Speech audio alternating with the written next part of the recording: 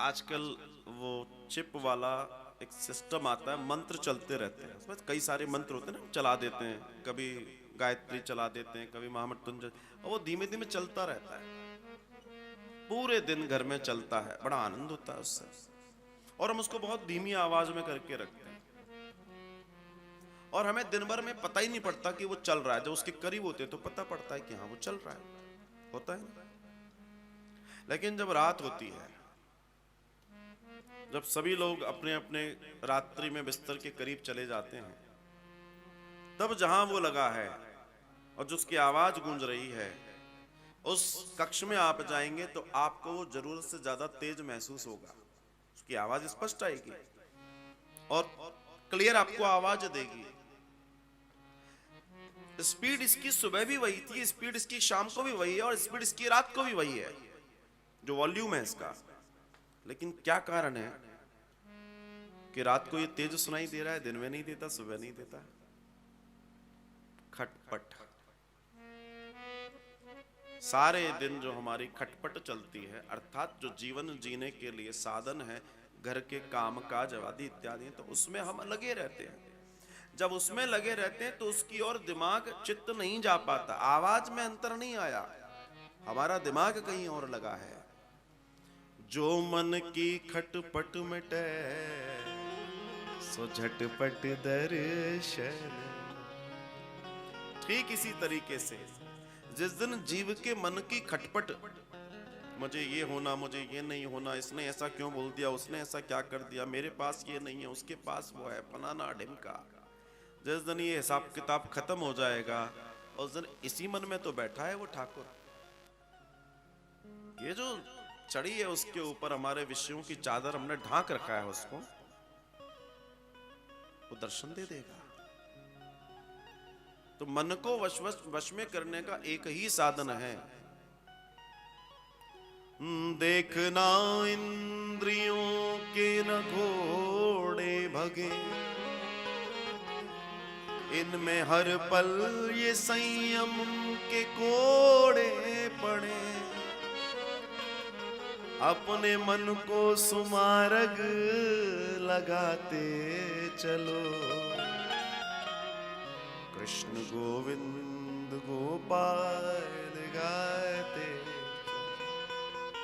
ये जो इंद्रियां हैं ना हमारी, ये बहुत तेज चलती हैं। अच्छे वाले तुम बैठे होगे घर पे और कॉलोनी में घर में नीचे वो बस आवाज आ जाए, पानी के गोलगप्पे वाला आया है, बस महाराज गोलगप्पे तो नीचे 3 मंजिल नीचे हैं, पर यहां जवान के अंदर तो लपालप होने लगा। जय हो भैया, रुक जाना, जी बहन जी, जी भाई साहब। बाजार में देखो, कभी कभी निकलो बाजार में तो ऐसे खड़े रहते हैं और उस बेचारे को देख रहे होते हैं। वो भी 3-4 लोगों को साथ में, 4-5 लोग उसके लाइन में होते हैं। तो जब तक अपना नंबर नहीं आता, वो जिसको देता उस पर भी नजर जाती है, वो खा जाता उसको। फिर वो दूसरे को देता, उस पर भी नजर जाती है, वो भी बेचारा उसको खा जाता है। तीसरा, चौथा, छठवें पे जैसे अपना नंबर आता है, दो।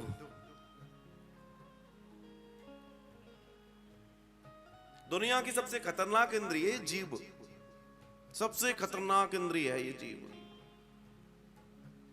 इसको सब चाहिए और जितना सब हमने इसको दिया उतना इसने हमको बीमार पड़ा है। एक बात है बता दूं, बुरा मानना, अच्छा मानो तो मानो, ठीक है। वो अपना जो वो काउंटर लेके खड़ा है, या तो चलने वाला या तो स्टिल, जो भी लेके खड़ा है, उसकी टोटल कॉस्ट होगी 10-15 हजार रुपए। वो जो उसका सेटअप है,